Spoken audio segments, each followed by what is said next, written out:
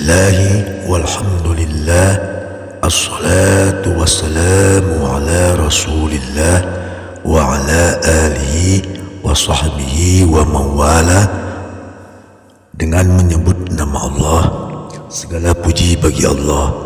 Salawat dan salam atas Rasulullah serta keluarga dan sahabat yang mengikutinya. Kaum muslimin, kaum muslimat, seiman dan keseyakinan. Pada video saya yang ke-8 ini, kita akan membahas isi terjemahan dan tafsir surah Al-Baqarah ayat 180 sampai dengan 182 sebagaimana bunyinya. A'udzubillahi minasyaitonirrajim. Bismillahirrahmanirrahim.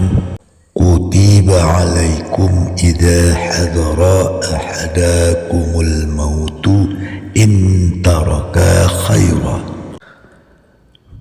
nil wasyiyatu lil walidain wal aqrabina bil ma'ruf haqqan 'alal muttaqin. Diwajibkan atas kamu apabila maut hendak menjemput seseorang di antara kamu, jika dia meninggalkan harta, berwasiat untuk kedua orang tua dan karib kerabat dengan cara yang baik, sebagai kewajiban bagi orang-orang yang bertakwa.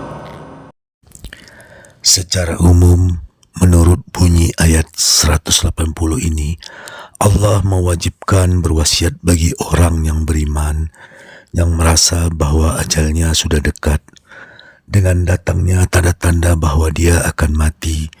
Kewajiban berwasiat bagi orang-orang yang mempunyai harta, agar sesudah mati dapat disisihkan sebagian harta yang akan diberikan kepada ibu, bapak, dan karib kerabatnya dengan baik, adil, dan wajar.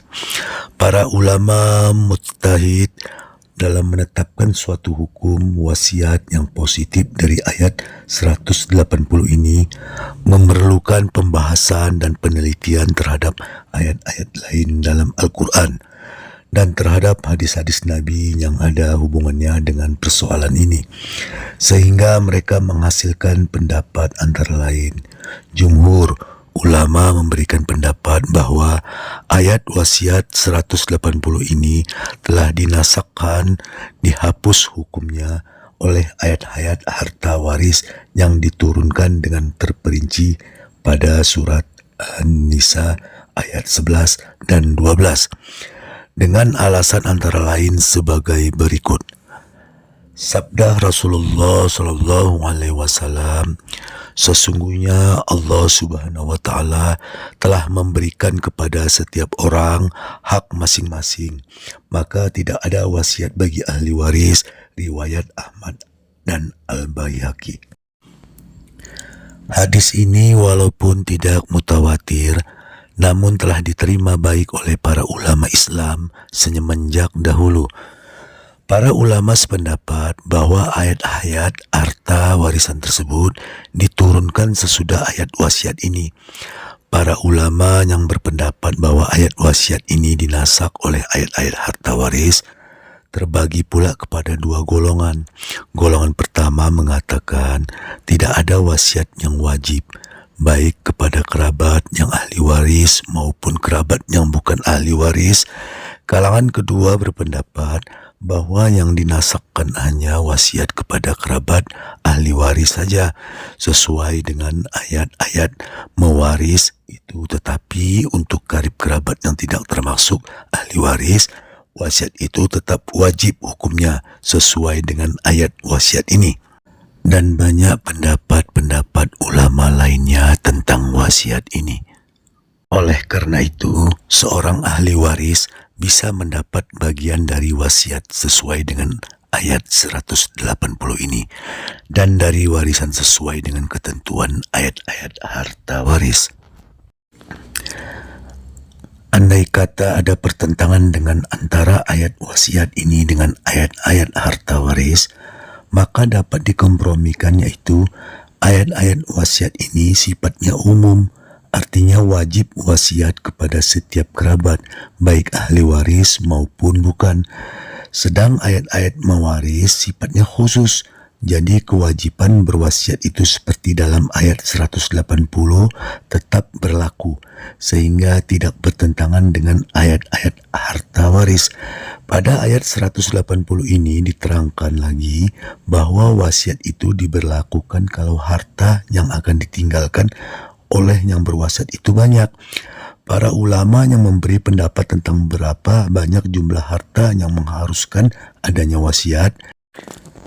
Perincian pendapat para ulama ini dapat diketahui dalam kitab fikih, tetapi bagaimanapun banyaknya dalil yang dikemukakan, pikiran yang sehat dapat mengambil kesimpulan bahwa harta yang ditinggalkan itu tentulah tidak sedikit, sebab wasiat tidak boleh melebihi sepertiga dari jumlah seluruh harta yang ditinggalkan. Setelah dikeluarkan lebih dahulu apa yang wajib dikeluarkan, seperti hutang-hutang dan ongkos seperlunya untuk kepentingan penyelenggaraan jenazah, kalau wasiat itu lebih dari sepertiga, maka harus mendapat persetujuan dari ahli waris.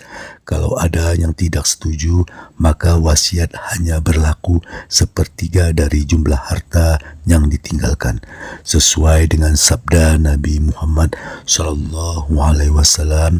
Sesungguhnya Allah telah membolehkan memberikan sepertiga dari harta kamu sewaktu dekat dengan kematian, yaitu ajal. Jadi kalau harta itu sedikit, wasiat tidak pantas dan tidak wajar dikeluarkan. Sesudah itu ayat ini menekankan bahwa apa yang diwasiatkan itu diberikan dan dibagi secara ma'ruf, artinya secara baik, adil dan wajar. Jangan ada yang menerima sedikit, sedang yang lain menerima banyak, kecuali dalam hal-hal yang cukup wajar, yaitu orang yang menerima lebih banyak karena sangat banyak kebutuhannya dibandingkan dengan yang lain. Faman baddalahu ba'dama sami'ahu fa innama ismuhu 'alal ladzina yubaddiluna innallaha sami'un 'alim. Barang siapa mengubahnya wasiat itu setelah mendengarnya, maka sesungguhnya dosanya hanya bagi orang yang mengubahnya. Sungguh Allah Maha Mendengar, Maha Mengetahui. Ayat 181 ini memperingatkan dengan tegas agar wasiat yang telah dibuat jangan diubah oleh siapapun juga. Barang siapa yang mengubah atau menggantinya dan ia telah mengetahui isi yang sebenarnya dari wasiat itu, maka dialah yang akan memikul segala dosa yang tidak dapat dielakkannya. Karena sesungguhnya Allah Maha Mengetahui lagi Maha Mendengar. Faman hafa min mushi zanafan أو إثما فأصلح بينهم فلا إثم عليه إن الله غفور رحيم. Tetapi barang siapa khawatir bahwa pemberi wasiat berlaku berat sebelah atau berbuat salah, lalu dia mendamaikan antara mereka, maka dia tidak berdosa. Sungguh Allah Maha Pengampun, Maha Penyayang. Ayat ini memberikan penjelasan, yaitu kalau seseorang merasa khawatir bahwa orang yang berwasiat itu tidak berlaku adil dalam memberikan wasiatnya, maka tidak ada dosa baginya untuk menyuruh yang berwasiat agar berlaku adil dalam memberikan wasiatnya.